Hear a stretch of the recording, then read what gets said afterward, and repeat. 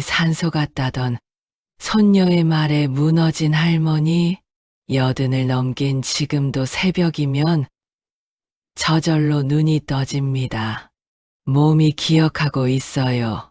어둠이 채 가시기 전 세상이 숨을 고르는 그 시간을 손녀가 이상하다는 표정으로 물어봅니다.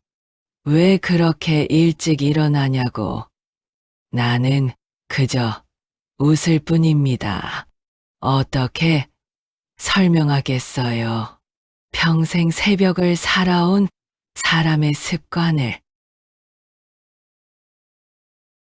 나는 이남 사녀 중 맏이었습니다. 맏이라는 건 선택이 아니었어요. 그저 먼저 태어났다는 이유로 짊어져야 하는 무게였죠. 막내가 태어났을 때 나는 9살이었습니다. 8살 차이. 어머니가 산후조리도 제대로 못하고 밭으로 나가시던 그 시절. 나는 어린 동생을 업고 마당을 돌았어요. 친구들이 학교 끝나고 술래잡기 할 때 나는 동생들 밥을 먹이고 있었습니다. 다른 아이들이 소꿉놀이 할 때 나는 진짜 밥을 짓고 있었죠.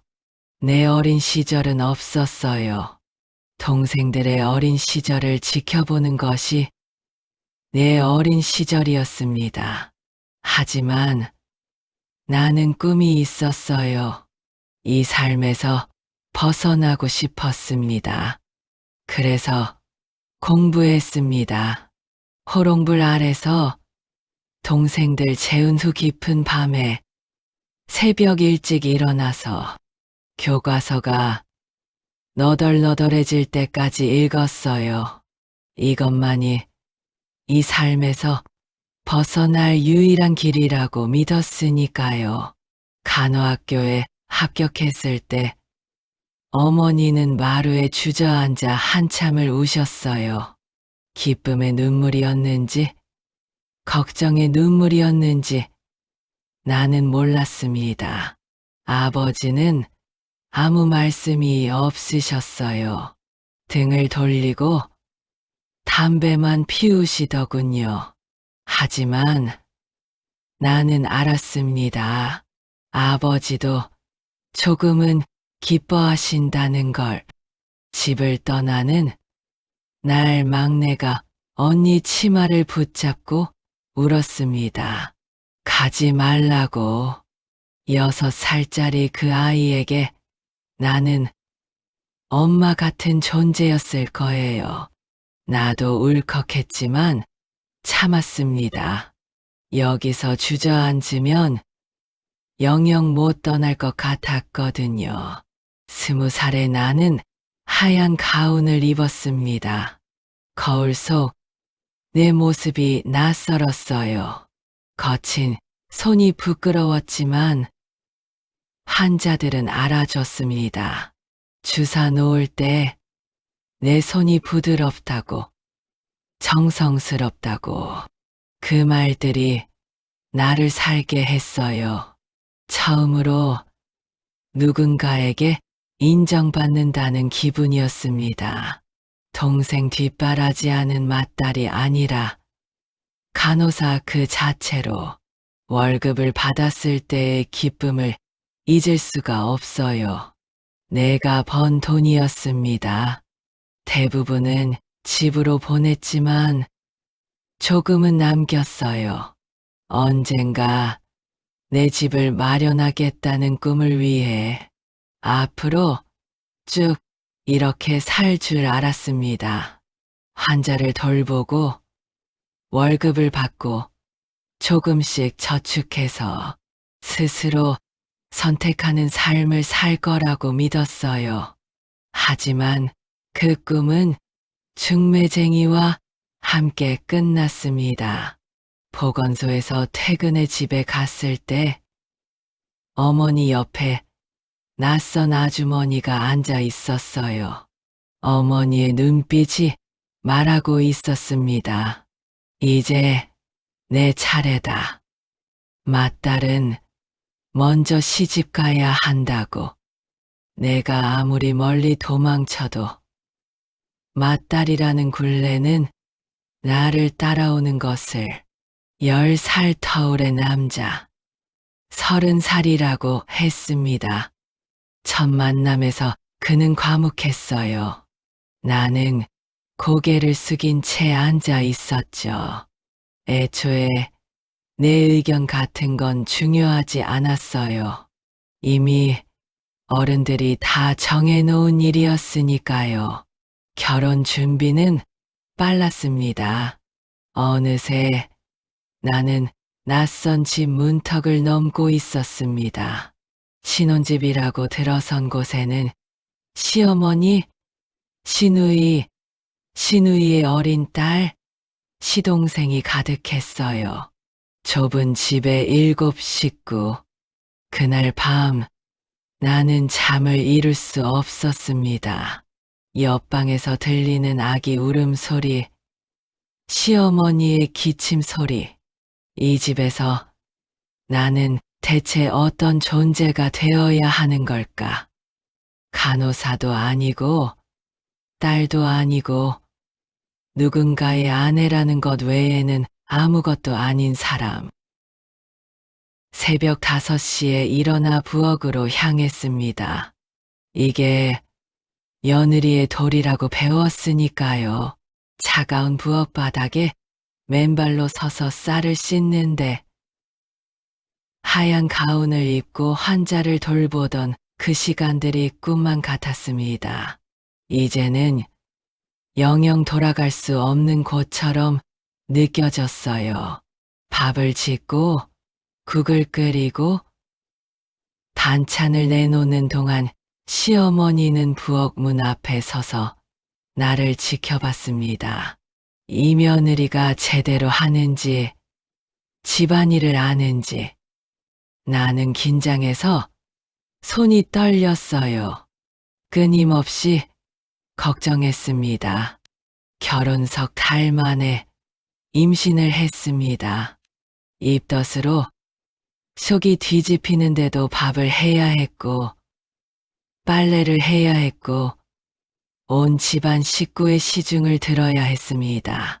부엌에서 몰래 토할 때마다 시어머니의 한숨 소리가 들렸어요.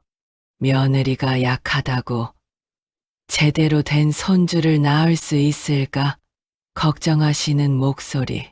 그 무렵 쌀독이 자주 비었습니다. 나는 쌀뜨물에 소금만 넣고 죽을 끓였어요. 임신한 몸이 원하는 건 고깃국 한 그릇, 신쌀밥 한 공기였지만 그런 말을 꺼낼 수 없었습니다. 시동생들이 투덜거릴 때마다 가슴이 무너졌어요. 미안했습니다. 시댁 식구들한테도, 내 배 속에서 자라는 아이한테도 밤마다 배를 쓰다듬으며 용서를 빌었습니다.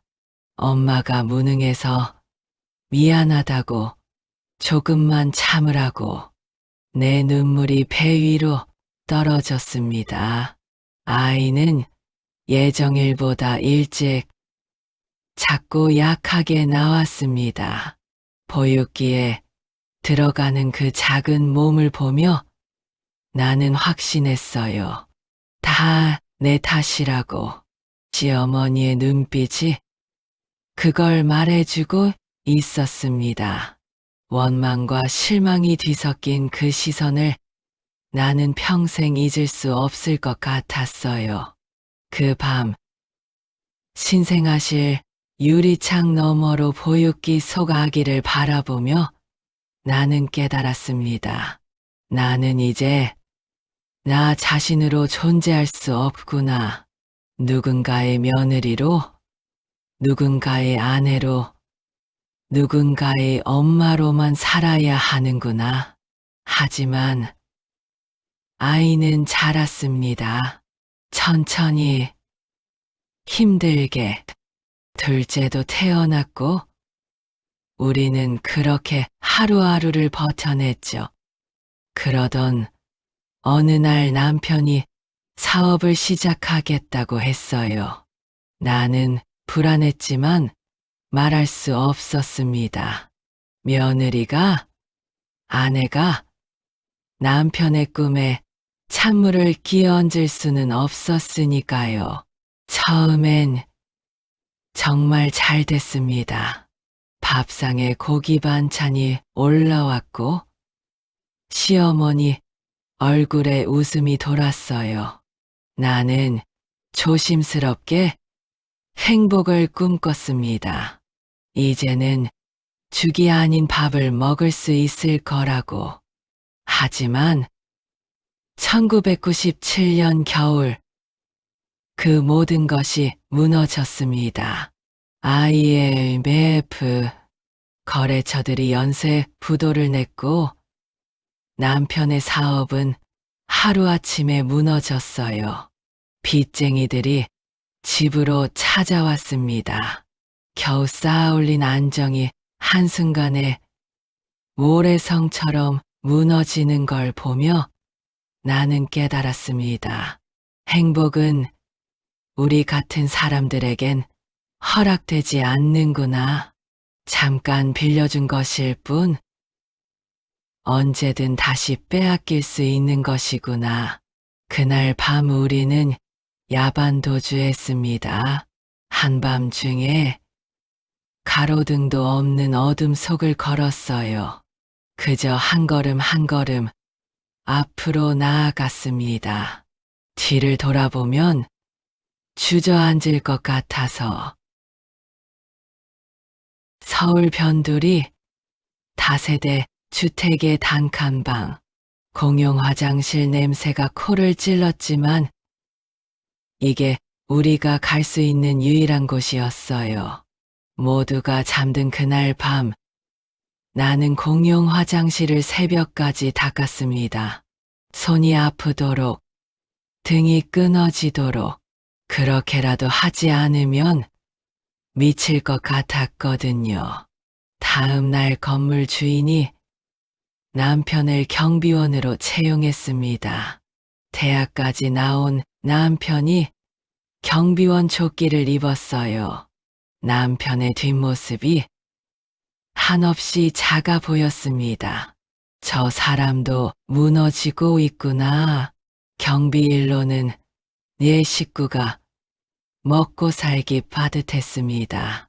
경비 동료의 소개로 청소회사에 들어갔어요. 새벽 5시 반 출근. 대형 건물 화장실을 청소하는 일. 첫 출근 날 냄새에 구역질이 났지만 눈을 열었습니다. 나는 내 구역을 완벽하게 만들기로 결심했습니다. 이게 내가 지킬 수 있는 마지막 자존심이었어요. 변기 안쪽까지 솔로 박박 닦았고 거울은 김 서림 하나 없이 닦았습니다. 손이 터지고 피부가 벗겨졌지만 멈출 수 없었어요. 이것만이 내가 존재하는 이유 같았으니까요. 사장님이 칭찬했습니다. 하지만 동료들의 시선이 달라졌어요. 나중에 들었습니다. 내가 너무 깨끗하게 청소해서 다른 사람들도 그렇게 해야 할 것 같다고. 적당히 좀 하라고. 그 말을 듣는 순간 가슴이 무너졌어요. 열심히 하는 게 잘못인가? 내 일을 제대로 하는 게 죄인가? 나는 그저 살아남으려고, 내 가족을 먹여 살리려고, 내 자존심을 지키려고 최선을 다한 것뿐인데 그날부터 세사 가는 게 무서워졌습니다. 점심시간이 되면 구석에 혼자 앉았어요. 주먹밥을 삼키는데 목이 메었습니다. 눈물이 나왔지만 참았어요. 울면 안 됐으니까요. 약해 보이면 안 됐으니까요. 어느 날 휴게실에서 들었습니다. 저 사람 진짜 싫다고. 간호사 출신이라며 우리는 뭐가 되냐고. 나는 그 자리에서 얼어붙었어요. 간호사였던 내 과거가 이제는 나를 괴롭히는 이유가 되었습니다. 집에 돌아와 남편 앞에서 울었습니다. 남편이 내 손을 잡으며 말했어요. 잘못한 게 없다고. 하지만 나는 알고 있었습니다. 잘못하지 않았어도 세상은 나를 용서하지 않는다는 걸. 밤마다 울었습니다. 이불을 뒤집어 쓰고 소리 내지 않고. 사람이 무서워졌어요. 나는 사회생활을 제대로 배운 적이 없었습니다. 동료와 어떻게 어울려야 하는지 몰랐어요. 그저 일을 열심히 하면 된다고만 생각했습니다. 몇 년을 그렇게 버텼습니다. 조금씩 돈을 모았어요. 동료의 눈치를 보며 상처받으며 혼자 울며. 하지만 살아냈습니다. 살아내는 것 말고는 선택지가 없었으니까요. 살림은 나아지지 않았습니다. 나는 아침을 거르기 시작했어요. 어느 날 청소하다 쓰러졌습니다. 의사가 말했어요. 영양실조라고. 남편이 충격을 받아 그날부터 담배를 끊었어요. 하루 한 값씩 피우던 담배를 그 돈으로 내 밥을 사주겠다고. 나는 울지 않으려고 애썼지만 눈물이 났습니다. 이 사람도 고생하고 있구나. 그날부터 남편은 정말 담배를 끊었어요. 그 모습을 보며 나는 밥을 먹었습니다. 먹고 싶지 않아도, 목이 넘어가지 않아도. 몇 년이 더 흘러 손녀가 태어났습니다. 손녀가 처음 우리 집에 놀러 왔을 때 지하방 계단을 내려오더니 울음을 터뜨렸어요. 산소에 들어가는 것 같대요. 그 말이 가슴에 박혔습니다. 손녀에게 우리 집이 산소 같다니. 나는 며느리 앞에서 웃었지만 돌아서서 울었어요. 우리가 이렇게 사는구나. 손녀가 무서워할 만큼 비참한 곳에서. 나이가 들어 몸이 말을 듣지 않았습니다. 사장님이 이제 좀 쉬라고 했어요. 퇴직금으로 남은 빚을 모두 갚았습니다. 남편과 시골로 내려갔어요. 작은 집, 마당도 있고 텃밭도 있는. 햇빛이 들어오고 바람이 불어오고 새소리가 들렸습니다. 나는 처음으로 숨을 제대로 쉬는 것 같았어요. 텃밭에 상추를 심었습니다. 흙을 만지는 게 좋았어요. 화장실 청소할 때와는 다른 더러움. 이건 생명을 키우는 더러움이었으니까요. 하지만 남편이 아프기 시작했습니다. 기침이 멈추지 않았고 병원에 갔더니 폐가 안 좋다고 했어요. 그날부터 나는 간병인이 됐습니다. 오래전 간호사였던 기억들이 되살아났어요. 하지만 다른 점이 있었습니다. 환자가 내 남편이라는 것 10년이 흘렀습니다. 남편은 침대에 누워 지내는 시간이 많아졌어요. 간병하는 날들은 고되었습니다. 하지만 이상하게도 이 시간이 나쁘지만은 않았어요. 평생 함께 살면서도 제대로 이야기 나눈 적이 없었거든요. 이제는 시간이 있었습니다. 말없이 손을 잡고 앉아 있기도 하고 옛날 이야기를 하기도 했어요. 우리가 얼마나 힘들게 살았는지, 그래도 어떻게 여기까지 왔는지. 어느 날 남편이 중얼거렸습니다. 우리 참 힘들게 살았다고.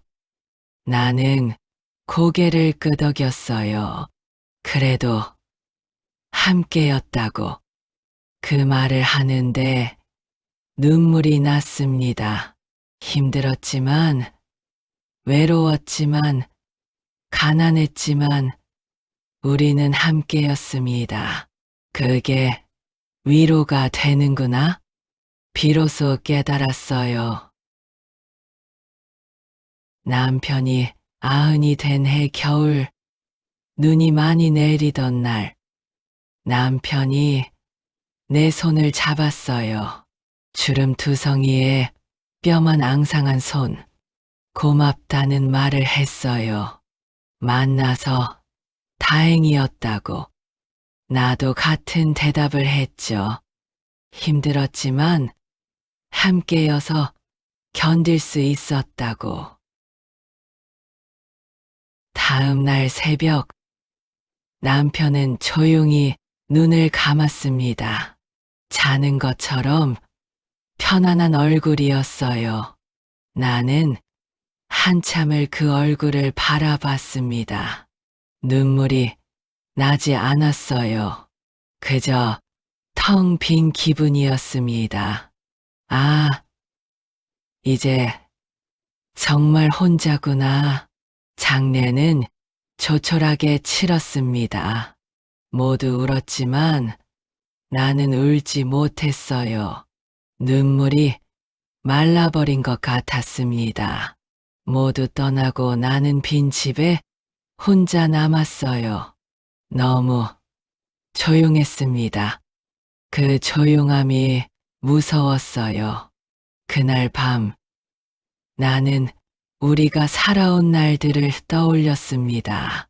가난했던 신혼, 쌀뜨물로 끓인 죽, 약하게 태어난 첫 아이, 사업의 성공과 몰락, IMF, 야반도주, 지하방, 공용, 화장실, 경비원, 조끼, 청소, 일, 왕따, 영양실조, 담배를 끊던 남편, 산소 같다던 손녀의 말, 시골집, 텃밭, 그리고 10년간의 간병, 힘든 일뿐이었습니다. 하지만 이상했어요. 그 힘든 시간들이 지금은 그립게 느껴졌습니다. 남편과 함께였던 그 모든 순간이 그제야 울었습니다. 소리내어, 목 놓아. 혼자 남겨진 슬픔이 아니었어요. 함께했던 시간에 대한, 이제는 돌아갈 수 없는 그날들에 대한 그리움이었습니다. 지금 나는 80이 넘었어요. 시골 집에서 혼자 삽니다. 가끔 손녀가 놀러 옵니다. 외롭지 않으냐고 물어요. 나는 웃으며 대답합니다. 외로운 적도 있지만 괜찮다고. 할머니는 할아버지랑 평생을 함께 살았으니 그게 위로라고. 손녀는 무슨 말인지 모르겠다는 표정을 짓습니다. 괜찮아요. 나중에 크면 알게 될 거예요. 사람이 누군가와 함께 산다는 게 얼마나 소중한 일인지 새벽에 눈을 뜨면 나는 생각합니다. 오늘도 살았구나. 그리고 감사합니다. 이렇게 살아있다는 것에, 기억할 수 있다는 것에, 그리고 남편과 함께했던 그 모든 날들에 행복이 뭐였을까요? 우리는 그런 행복을 누린 적이 없습니다. 평생 가난했고 힘들었고 쉴 틈이 없었어요. 하지만 지금 돌아보니 알겠어요. 행복은 거창한 게 아니었습니다. 함께 밥 먹고, 함께 울고, 함께 웃었던 그 시간들, 서로의 손을 잡고 하루를 버텼던 그 순간들, 그것이 행복이었습니다.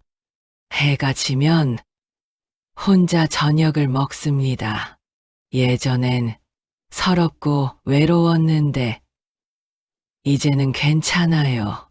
혼자 먹어도 함께 먹었던 기억이 있으니까요. 밤이 되면 작은 방에 누워 천장을 바라봅니다. 남편이 누웠던 자리가 아직도 텅 비어 있어요. 하지만 더 이상 무섭지 않습니다.